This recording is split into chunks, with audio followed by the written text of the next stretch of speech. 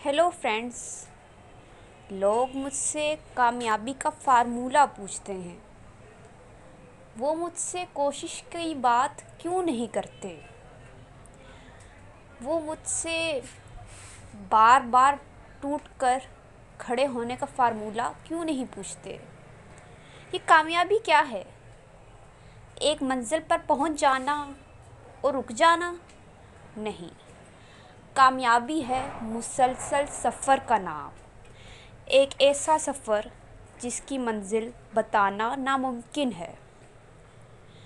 बार बार कोशिश करें, कामयाबी आपके कदम चूमेगी। ये जो कंटिन्यूटी है ना, ये बड़ी ज़बरदस्त चीज़ है।